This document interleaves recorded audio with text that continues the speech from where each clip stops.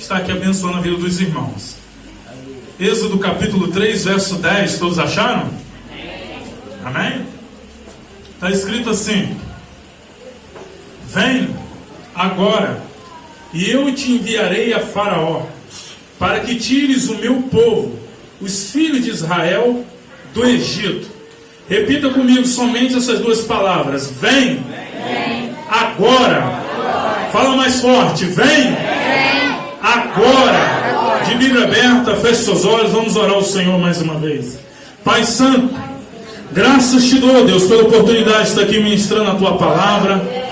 A minha oração, Deus, é que o Senhor venha com a tua graça sobre este lugar, pois eu creio que a tua graça já está aqui se manifestando. E eu lhe peço, Deus, o poder do Senhor, a graça do Senhor, para estar ministrando a tua palavra com ousadia, com intrepidez. Que o Senhor venha falar aos corações, ó Deus, esteja repreendendo nesta hora todo ladrão da boa semente. Que o Senhor venha falar, ó Deus, o coração do teu povo, da tua igreja, edificar os teus santos, ó Deus, para a sua própria glória. É isso que eu te peço neste lugar. Que o Senhor venha manifestar esse, o Senhor venha manifestar neste lugar, nesta noite, ó Deus, me usando com a tua graça, o teu poder, ó Pai, porque nós queremos sair daqui na direção do Senhor, queremos sair daqui debaixo do teu poder, ó Pai, com a palavra do Senhor sobre os nossos corações. É isso que eu te peço, em nome do Senhor Jesus. Amém, amém, amém. Povo de Deus, gostaria da sua atenção, que você estivesse bastante atento. Por quê? Porque a hora já vai avançando e eu não quero me estender muito, porque amanhã é dia de trabalho para muitos. Mas se você prestar atenção, eu creio que você será edificado. Pois bem, esse verso 10, a qual nós acabamos de ler, está dentro de um contexto, de uma manifestação do poder de Deus para chamar o homem para si. E para que ele pudesse chamar esse homem para si, para que esse homem fosse levado para outros. Aqui nós vemos uma necessidade de quê? De uma libertação. E essa libertação não é nada mais, nada menos do que o próprio povo de Deus, que estava sobre cativeiro, estava sobre o domínio da tirania de Faraó, o rei do Egito. E aqui nós aprendemos algumas coisas importantes, interessantes, que nós podemos tirar desse texto. Primeiramente, nós vemos Deus chamando Moisés por intermédio de uma sarça ardente. Moisés estava vivendo o seu cotidiano, a sua vida normal, apacentando os animais de Jetro, seu sogro.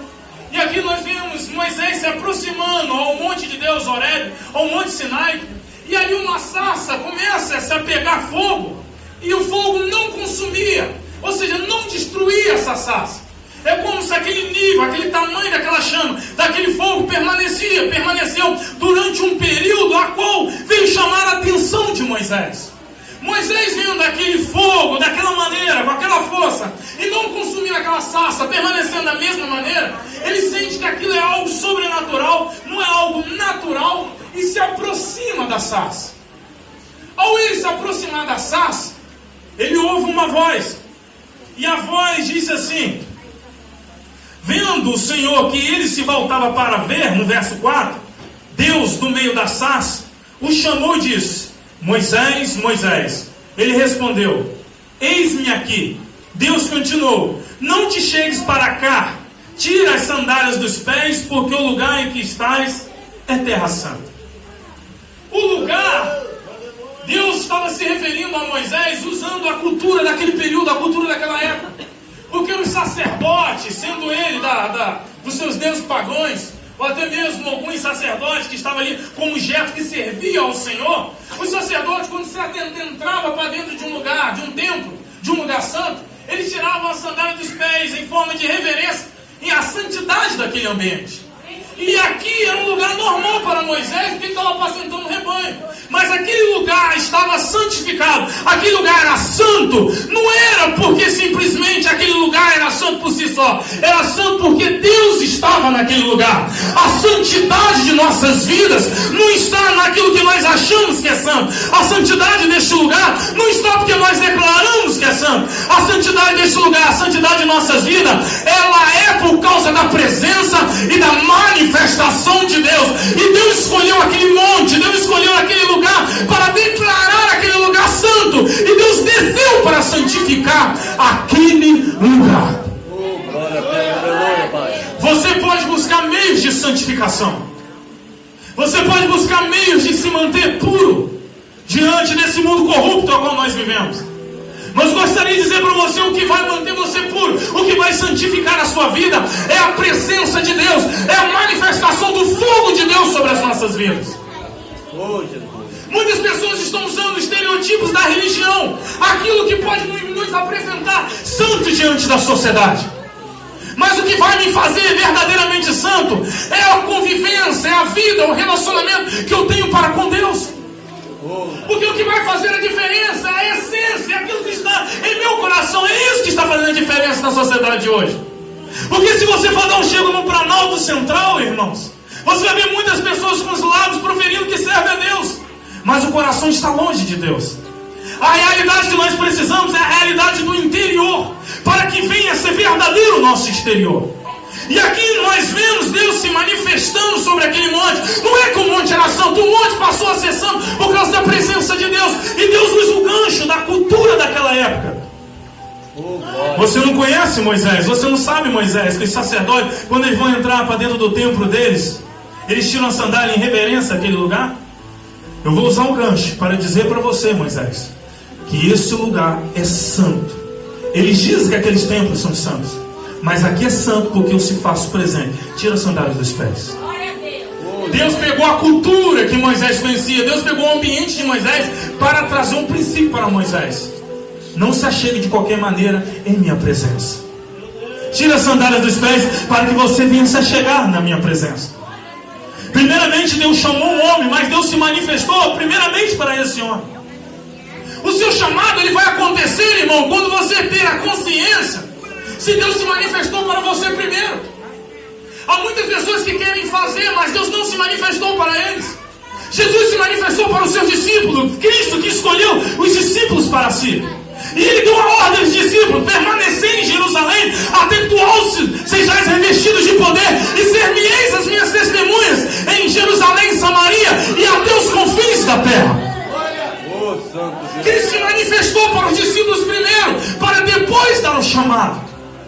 Há uma necessidade de nós nos movimentarmos, fazermos algo. Mas eu gostaria de dizer para você: você tem consciência do chamado de Deus para a tua vida?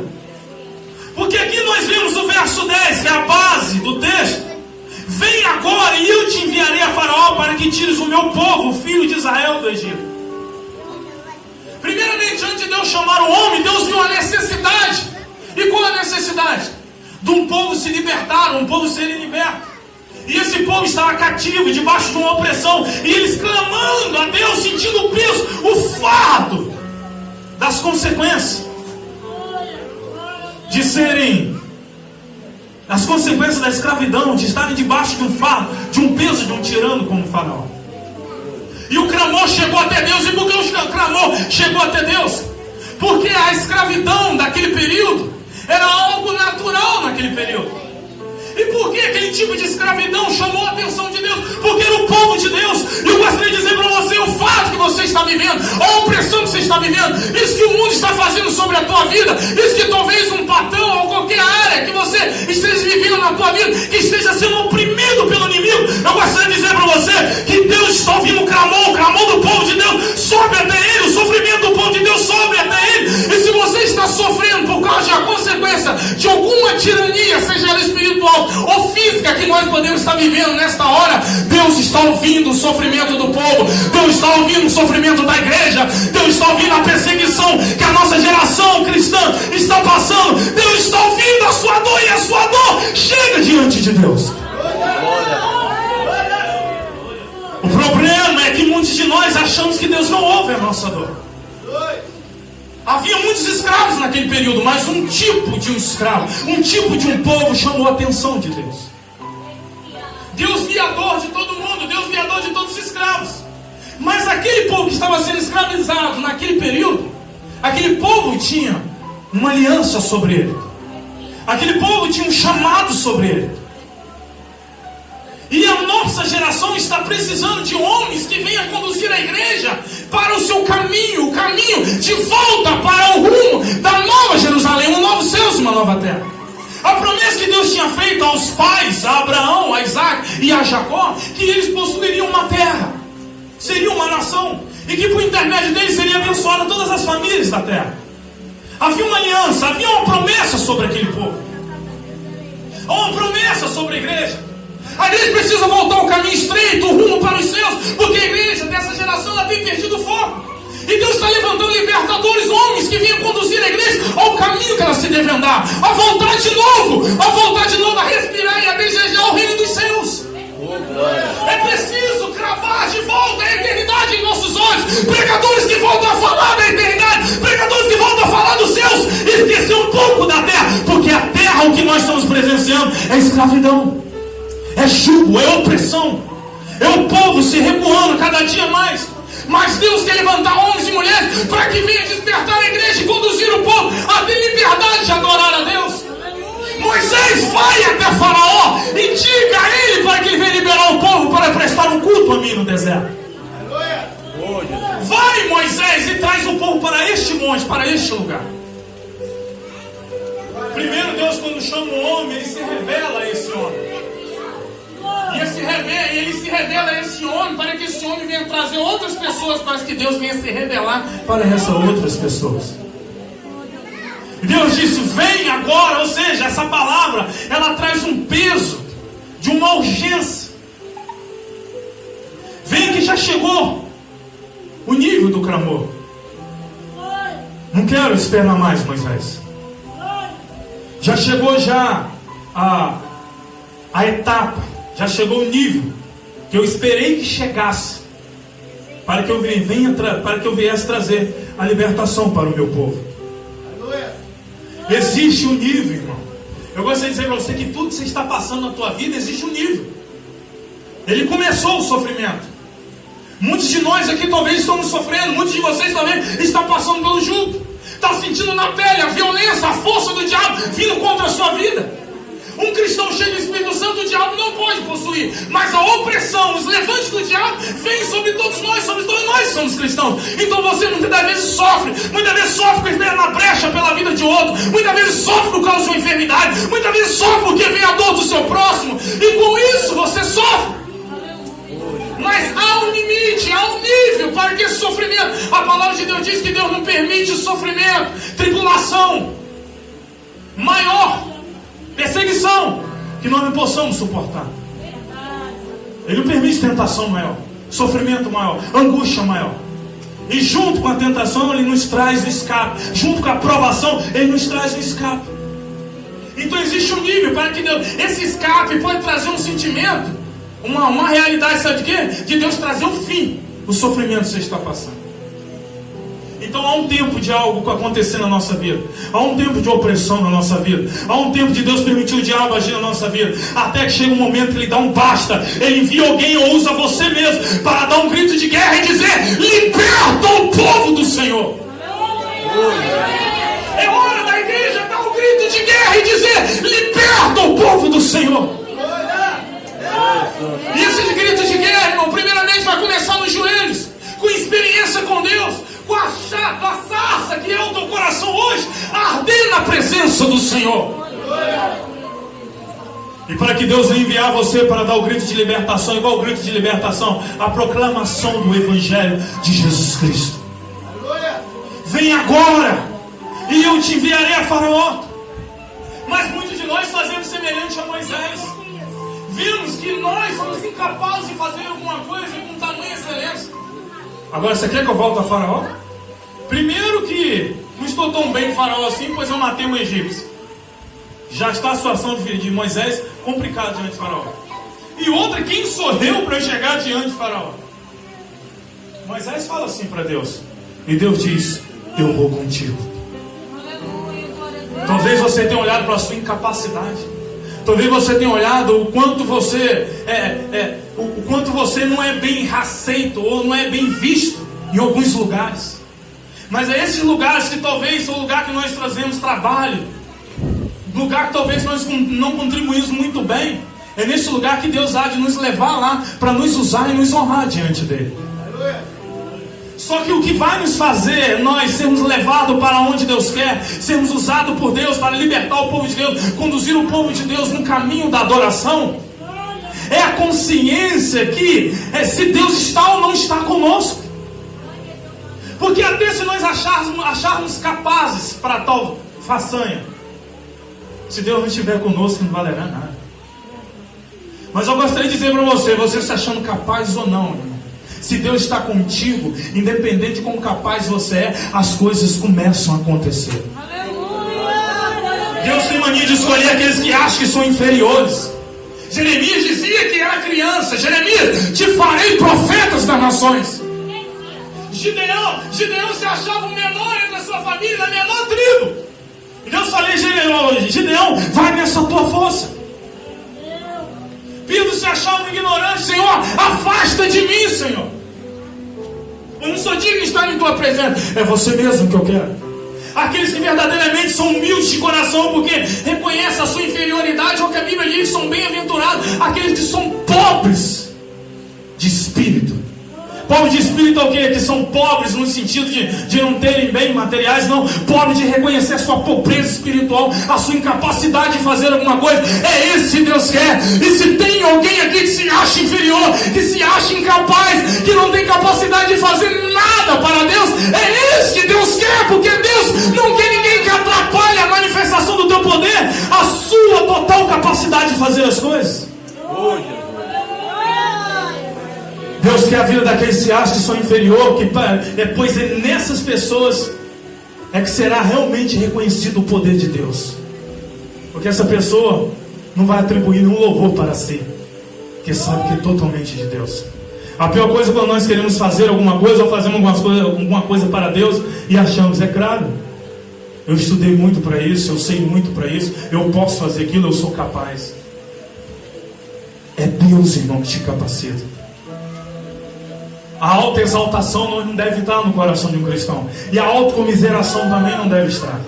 Moisés revelou, quem sou eu para estar diante do faraó? Moisés, eu vou contigo, eu sou contigo. Aí não foi o suficiente para Moisés, Senhor, mas aí, e se o povo perguntar, é quem que está mandando enviar? É quem que enviou? A mim. Para eles. Eu para eles. Diga a ele que eu sou te enviou. Essa palavra vem do verbo que significa ser. Há muitas traduções e alguma dificuldade de alguns estudiosos de entender o que Deus quis dizer em dizer que Ele é o eu sou. Que é nós que vem para a nossa transliteração, que nós dizemos que é o que? Jeová, Yahvé. A palavra Yahweh, que é no original, ela vem do verbo ser. Aqui Deus está dizendo que eu sou o que sou e serei o que serei.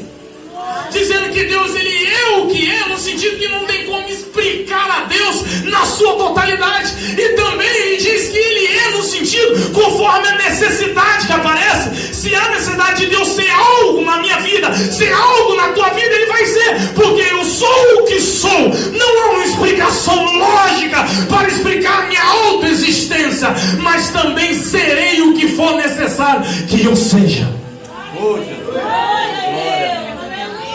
E qual área da tua vida, e em que na tua vida que você precisa que Deus seja? Eu gostaria de dizer que Deus é capaz de ser. Porque para Deus nada é impossível. E o que aquela nação precisava, o que aquele povo que estava cativo precisava, é que Deus fosse um libertador. Mas Deus insiste em escolher alguém. Deus não precisava de Moisés, irmão. Deus não precisava de Moisés, mas Deus insiste em escolher alguém. Deus insiste em tratar com homens. Deus insiste em escolher pessoas. Deus escolheu você para fazer algo. Deus escolheu você para libertar alguém. Deus escolheu você para fazer algo para alguém. Deus escolheu você para fazer algo para um povo. Deus escolheu você para fazer algo para uma nação. Mas Deus escolheu você para fazer alguma coisa. E a necessidade que nós temos é de pessoas serem libertas em Deus. Mas Deus escolheu você. Em que Deus me escolheu, irmãos? O seu conselho pode libertar alguém. A sua palavra pode libertar alguém. O seu testemunho pode libertar alguém. O seu louvor pode libertar alguém. A sua pregação pode libertar alguém. Os seus passos podem libertar alguém. O seu estender de mão pode libertar alguém. O seu olhar, da maneira que você olha para alguma pessoa, o olhar de compaixão, de misericórdia, pode libertar alguém. A sua atitude, a sua vida, o evangelho enraizado em seu ser, pode trazer libertação para as pessoas. Então começa a se movimentar. libertar. Comece a agir, porque Deus é o libertador, mas Ele sempre vai escolher alguém para trazer essa libertação. Quem nesta noite Deus talvez está chamando, ardeu no coração, irmão. Quando Deus foi chamar Moisés para enviar para um povo, Deus primeiro se revelou a ele. É claro que Deus vai se revelar de novo para nós com uma sarça pegando fogo, porque aqui era um período único e Deus não disse que iria chamar alguém só por intermédio de uma sarça. Também não posso dizer que Deus não possa fazer de novo, mas não há uma garantia bíblica que Deus chamará alguém por intermédio de uma sarça. Mas uma coisa eu gostaria de dizer para você: toda vez que Deus chama alguém, Ele traz um sinal do chamado dessa pessoa. E um dos maiores sinais é quando não é uma sarça que arde por lado de fora, mas quando a sarça está ardendo por lado de dentro. O seu chamado, ele vai arder no teu coração, que você não terá paz. O seu chamado arderá na tua alma, que você não conseguirá mais viver de maneira simples. Você não conseguirá mais apacentar um rebanho.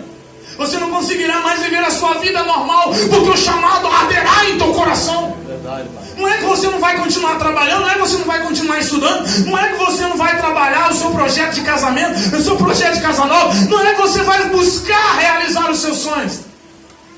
Mas todos os seus sonhos, todas a sua vida, ela será direcionada pelo seu chamado. Porque Deus não vai te acrescentar nada que vai impedir de você realizar o seu chamado. Na verdade, Deus vai acrescentar tudo que vai ajudar, conciliar, para que você exerça o chamado de Deus para a tua vida. Glória!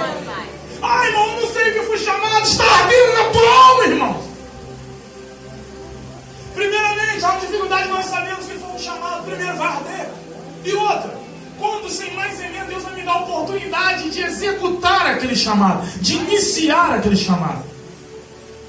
E eu vou ver resultados. E não quero você achar que só porque Deus te deu um chamado, que será fácil de você iniciar o processo, que muitas das vezes não é. Não foi fácil com Moisés. Houve recusa do povo. E até durante o período do ministério também, o povo estava ali atrapalhando, não aceitando o chamado de Moisés, não aceitando a direção de Moisés. Muitas das vezes, irmão, nós somos chamados, mas o processo de sermos aceitos, reconhecidos como libertadores, como homens e mulheres de Deus, muitas das vezes não é fácil. O que você vai fazer? Vai parar na caminhada? Voltar para o Egito? Vai se chatear como Moisés e bater na rocha 2 vezes? Não faça isso. Permaneça firme no seu chamado. Independente se multidões irão te seguir ou não, permaneça firme, porque há uma urgência. Vem, pois te enviarei a Faraó.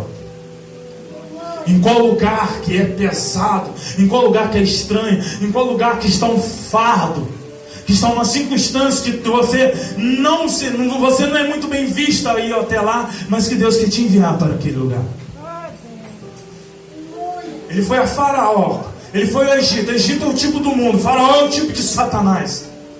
Deus quer nos fazer libertadores para nos enviar diretamente nas garras de Satanás e buscar aquilo que pertence a Deus. Oh, Senhor. Muitas vezes nós ficamos espantados com o nosso chamado, porque Deus quer nos enviar logo nas mãos de olho, teste a teste com o diabo, para arrancar aqueles que pertencem ao Senhor. Sabe por causa de que muitas vezes nós ficamos com medo? Da onde nós temos que ir? De qual pessoa nós temos que lidar? De qual pessoa nós temos que ser usados por Deus para libertar? Porque nós estamos olhando para nós. E Deus falou para Moisés: Moisés, não olhe para você, olhe para mim, porque eu sou contigo. Oh, Santo Deus. Está ardendo no meu coração, irmão. Eu já fui usado nesse chamado, mas eu estou com medo. Não temas, porque o Senhor é contigo. Não temas, irmãos. Coloca a mão no ombro do carinho do seu irmão que está do seu lado aí. Diz para ele: não tema, irmãos. O Senhor é contigo. Não é a sua capacidade, fala com ele. É a capacidade de Deus em você.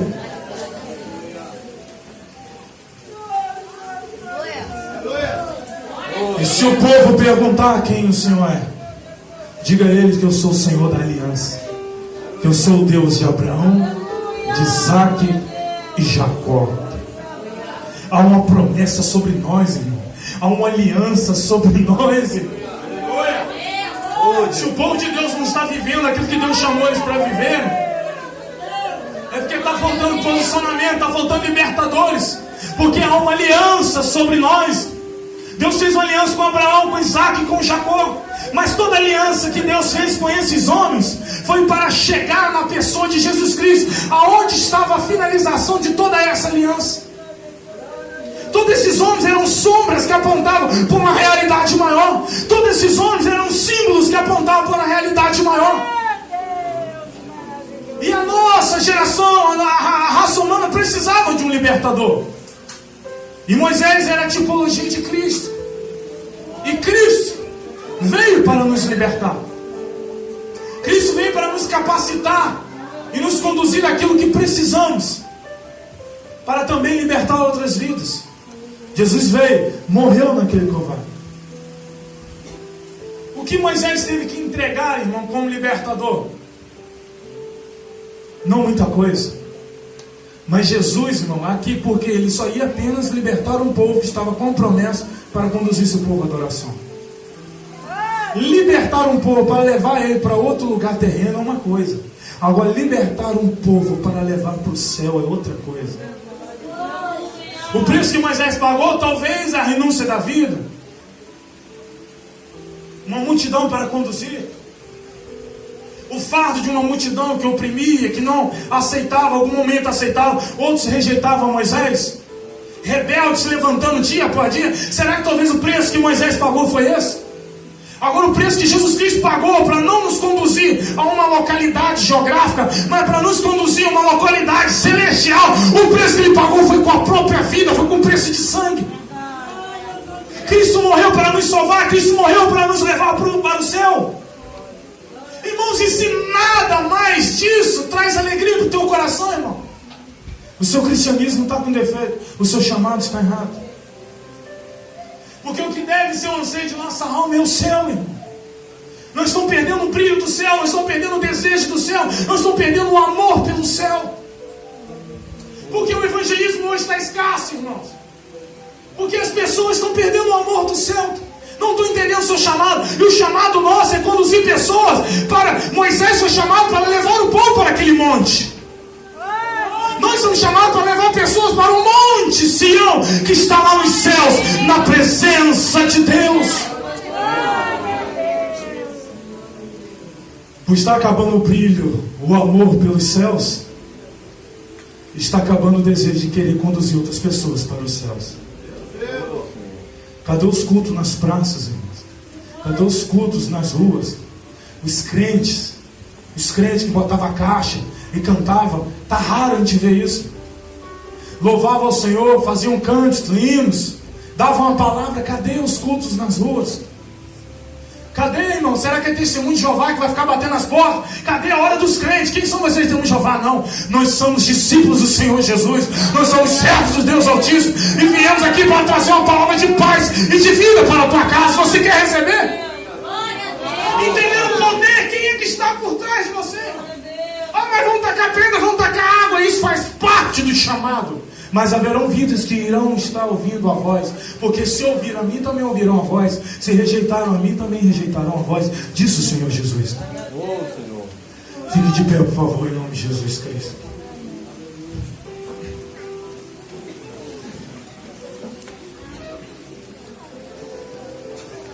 Vem agora, e eu te enviarei a Faraó, para que tires o meu povo, os filhos de Israel, do Egito. Vem agora. Eu gostaria que você aí, que ardeu no teu coração, que Deus falou contigo nesta noite. Poderia falar muito mais, mas aqui eu creio que eu falei o suficiente. Mas eu preciso falar contigo, que sentiu que Deus queimou no teu coração essa palavra, que Deus queimou essa verdade em tua alma, dizendo para você: meu filho, tem um chamado, eu estou te chamando há muito tempo. A sarça já está ardendo há muito tempo e você não tem prestado atenção. Mas você que sentiu que ardeu no coração, ardeu na sua alma essa verdade, eu gostaria de receber uma oração para que Deus te capacitasse, para que você fosse cumprir o chamado de Deus. Eu gostaria de chamar você para vir aqui na frente em nome de Jesus. Sem vergonha, irmãos, que somos famílias cristãs. Aproveita a oportunidade se Deus falou contigo. Gostaria de você, que a verdade ardeu no teu coração, ver essa até aqui à frente, em nome de Jesus.